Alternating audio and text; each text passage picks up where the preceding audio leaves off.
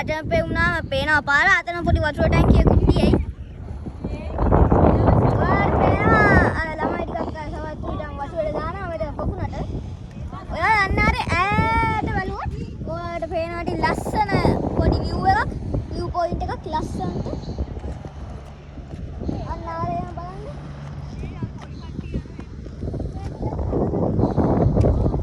අන්න ආරේ බලන්න චුට්ටක්. අර ඔයාලට පේනවා අතේ දුමකුත් එනවා.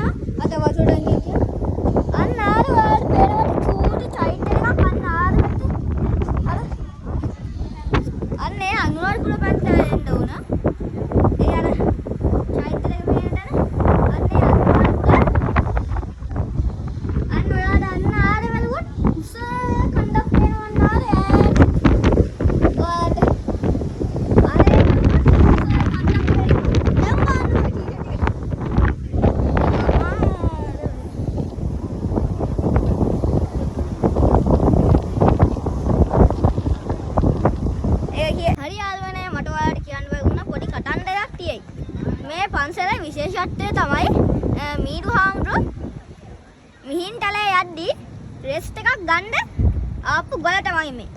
මිහින්ති හාමුදුරුවෝ ඉරිඩියෙන් උඩින් ඇවිල්ලා බැස්සපු ගල තමයි මේක. මේ ගල රෙස්ට් එකක් ගන්න ආපු ගල.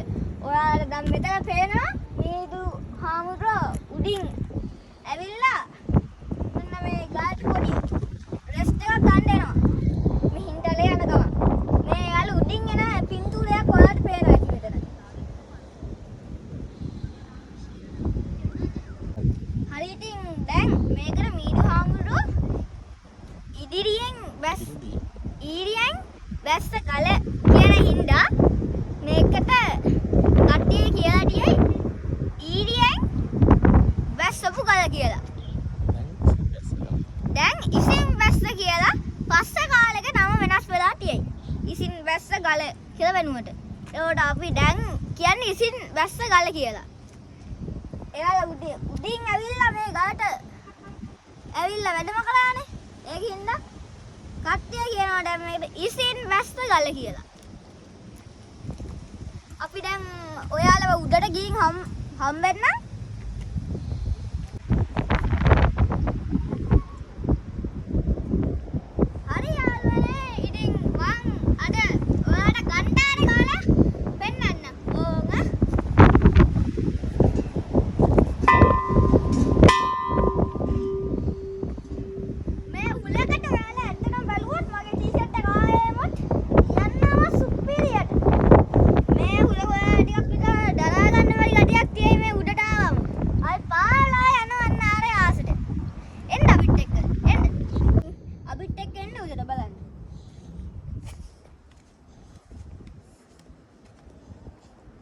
මේ තියෙන උඩම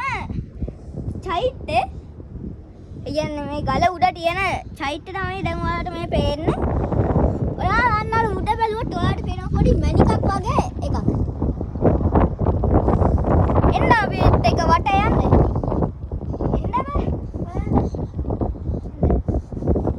හරි ඉතින් යාළුවනේ දැන් ඔයාලා දන්නවනේ මේ පන්සලේ විස්තර එහෙම.